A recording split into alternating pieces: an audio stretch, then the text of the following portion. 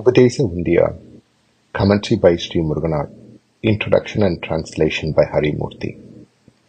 Sri Bhagavan's composition Upadesa Undiyar, also known as Upadesha Sāram in Sanskrit, is a beacon of light given by the Master to illuminate the path of atma vichara for his devotees. Sri Muruganar, whose life was entirely surrendered to Sri Bhagavan, was instrumental in bringing forth this divine Upadesa for the welfare of all. Sri Muruganar also wrote a small prose commentary on this monumental work, which is to be found in Sri Ramana Jnana Bodham, Volume 9. A brief introduction to and background of Upadesa Undiyar is given by Sri Hari Moorthy, who has also graciously provided a translation of Sri Muruganar's commentary. This is the first English translation that we are aware of. Muruganar's composition of his magnum opus, Sri Ramana Sannidhi Murai, was not just a random poetic endeavor, but a profound spiritual experience guided by Bhagavan Sri Ramana Maharshi himself. Bhagavan's guidance to Muruganar led him not only to structure his work along the lines of Tiruvasagam, adhering to its thematic sections, but also to adopt a similar poetic meter in his compositions, mirroring the spirit and style of Tiruvasagam. In Tiruvasagam, there exists a section known as Undiyar, dedicated to extolling the glory of Lord Shiva, particularly in the sacred town of Chidambaram, Tamil Nadu. Undiyar comprises roughly 20 verses, numbered from 295 to 314. Each of these verses expresses the profound spiritual experiences and unwavering devotion of the poet saint Manikavachakar to Lord Shiva. Undiyar's uniqueness lies not only in its lyrical beauty, but also in its profound simplicity. Muruganar, who was firmly established at the feet of Bhagavan Sri Ramana and deeply inspired by the spirit of devotion found in Undiyar, sought to capture a similar depth of spiritual fervor in the rendition of his own compositions. In Sri Ramana Sannidhi Murai, sections 99 and 100 bear the appropriate title of Undiyar. These two sections collectively contain a total of 144 verses, meticulously crafted in a style reminiscent of the verses found in Tiruvasagam. The first section is particularly noteworthy as 30 of its 137 verses were composed directly by Bhagavan Sri Ramana himself. In contrast, the second section consists of 7 verses composed by Muruganar. The story of how Bhagavan came to compose these verses is a fascinating and enlightening one. Unlike other compositions written by Bhagavan, Upadesa Undiyar had a set format and plan to it. Bhagavan remarked about it once. Begin quote. Upadesa Sāram also was written with a scheme and a set purpose at a stretch, at one sitting. That was because Muruganar had a set limit of 100 stanzas for the entire theme of the poem, and in it had planned that the particular subject of Upadesa should be confined to 30 stanzas, of which again he had already composed 3 stanzas, leaving thus only 27 stanzas within the brief compass of which I was required to deal with the whole subject. End quote. In the accounts shared by Bhagavan Sri Ramana, we can clearly discern the unwavering determination exhibited by Muruganar in his quest to have Bhagavan compose the verses of Upadesa Undiyar. These verses, as Bhagavan explained, serve as a divine dialogue in which Lord Shiva imparts profound spiritual wisdom to those residing in the Daruka forest, who believed that only actions were the sole means to attain desired outcomes. In the context of this divine narrative, Lord Shiva is symbolically represented as Lord Ramana, the embodiment of spiritual knowledge and realization. Arthur Osborne provided a concise summary of the legend depicting Lord Shiva's interaction with the sages in Daruka forest. Begin quote. There is an ancient legend that a party of rishis or sages living with their families in a forest were practicing karmas that is ritualistic and devotional acts and incantations, by which they had attained supernatural powers and hoped eventually to obtain supreme deliverance. In this, however, they were mistaken. In order to convict them of their error, Shiva appeared before them as a mendicant, accompanied by Vishnu in the guise of Mohini, a beautiful lady. All the rishis fell in with Mohini and their wives with Shiva, with the result that their equanimity was disturbed and their powers began to wane.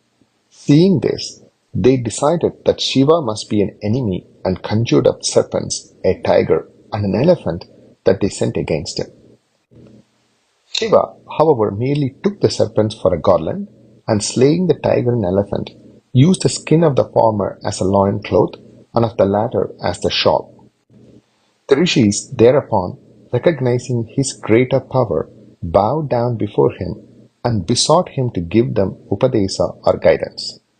Only then did Lord Shiva explain to them their error, teaching that action cannot bring release from action, that karma is the mechanism, not the cause of creation, that it is necessary to go beyond action to contemplation.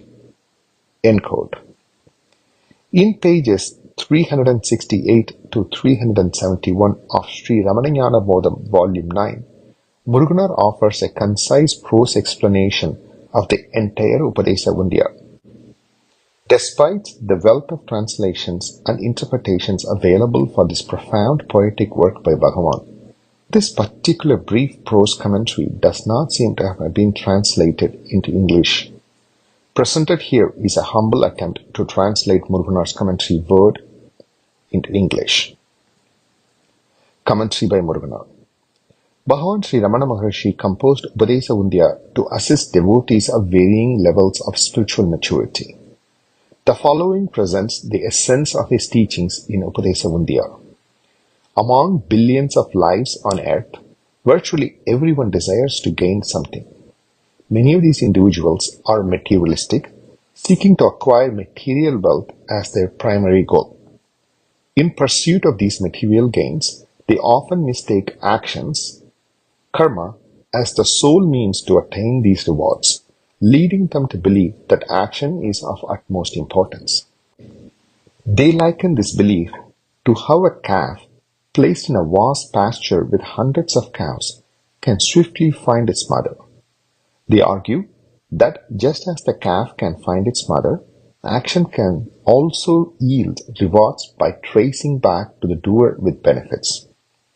Nevertheless, as a calf is a living entity and actions are inanimate, this metaphor is not suitable, making their argument incorrect. Actions result in benefit for the doer solely because the Lord, who embodies perfect wisdom, ordains it. Hence, both actions and their outcomes are expressions of His will, as He is the ultimate source. Even if actions may temporarily fade away due to sensory pleasures, they often linger as latent desires, vasanas, in seed form within the heart of living beings, only to resurface and compel further actions, thus creating a cycle of action and reaction. This cycle doesn't lead the soul to attain its lasting bliss. However, by the divine will of Ishvara, when these actions are performed by the soul without attachment to their results, and only as an offering to the Lord, they can serve as a means to purify the soul's mind, paving the way to liberation. For such souls, with increasing priority, worshipping actions performed by the body, speech, and mind as puja, japa, and dhyana respectively can be extremely beneficial, each more nuanced than the preceding. Viewing everything as a manifestation of God and engaging in selfless work as a form of worship are excellent ways to honor Lord Ishvara. Devotional prayers hold merit. Even more effective is the practice of japa, particularly silent japa. Among the various forms of japa, mental repetition is the most profound and is referred to as dhyana or meditation. Superior to spodyak meditation is continuous meditation, akin to the unceasing flow of a river or the uninterrupted flow of ghee. This continuous meditation strengthens the mind's connection with the divine. Within every contemplation, envisioning the Lord as one's true self, the atma, is the most profound form of reflection, ultimately leading to the realization of the self. This self-reflection, abiding in one's true nature, is the essence of the ultimate surrendered devotion. The mind, abiding in its source, represents the culmination of the paths of karma, bhakti, and jnana. Controlling the breath is a tactical method to regulate the outwardly scattered mind. Using this approach, the mind can be stilled, much like catching a bird in a net. The reason the mind remains tranquil after breath control is that the mind, along with its faculties and the breath, both originate from the same source. There are two forms of controlling the mind.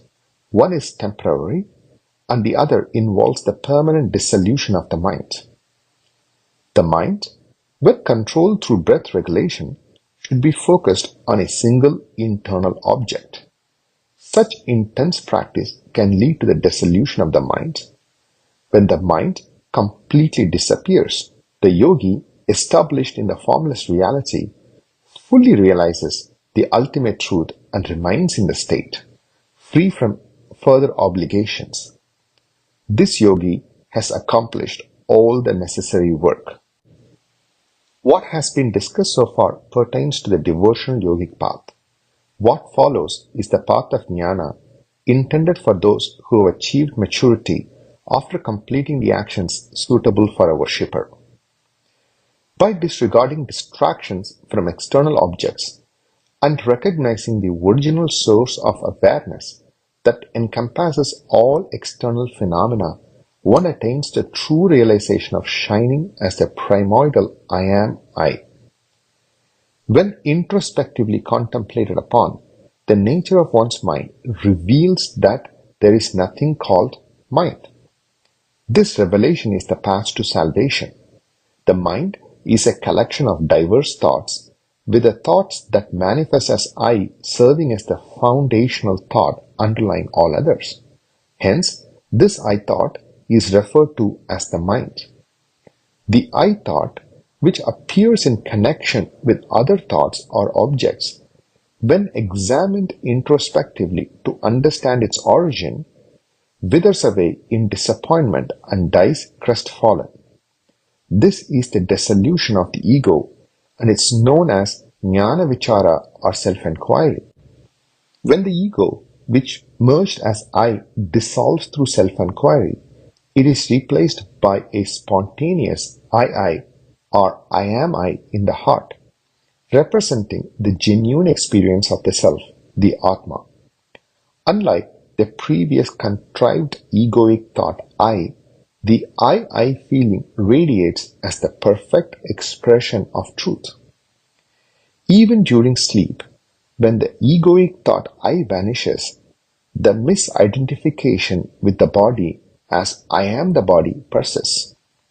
This misidentification stems from ignorance, and the ultimate answer to who am I is the realization of the radiant I within the heart.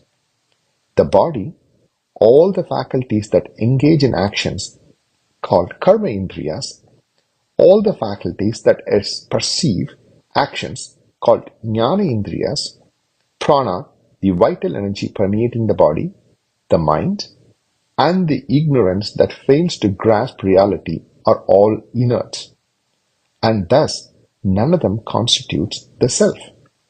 Therefore, the eternally alive and ever-present self can only be experienced directly, shining as I am. This is what is referred to as the ultimate reality. Therefore, I am is identified as the self. Because the self alone shines as I am, both Jiva and Ishvara are identical. Any deviation from this highest truth occurs solely due to the differentiating nature of a soul's mind, which erroneously identifies the body as the self. Therefore, as Ishvara radiates as the self, realizing Ishvara involves shedding this egoic sense and its attachment to the body, then discovering the truth of the self. As there are not two different distinct entities known as the self, but only one singular self, being still, Summa and abiding in the singular self is known as self-realization. This is often referred to as meditation on the self. Since there is nothing beyond the non-dual self, there is no knowledge or truth beyond the self. Therefore, the wisdom that transcends both knowledge and ignorance is considered the ultimate truth. Tiruvallur calls this wisdom God knowledge. When the highest truth of the self is explored through experience, it is discovered that the self is boundless, without a beginning or an end, indivisible, and the perfect essence of existence, consciousness, bliss, Satchitanandam. Without notions of bondage or liberation, dwelling in the self is the ultimate bliss. This state is also known as the sacred service to God and the liberation of the individual soul. In summary, the supreme wisdom lies in recognizing the self by shedding the egoic identity, leading to the comprehension of truth. Bhagavan encapsulated the quintessence of Vedanta and Siddhanta, extracting butter from an ocean of milk in just 2 lines. Quote, when the ego dissolves, what remains is the state of abiding as the self, which is becoming one with the self. Realize this. End quote. Om Namo Bhagavate Sri Ramanaya.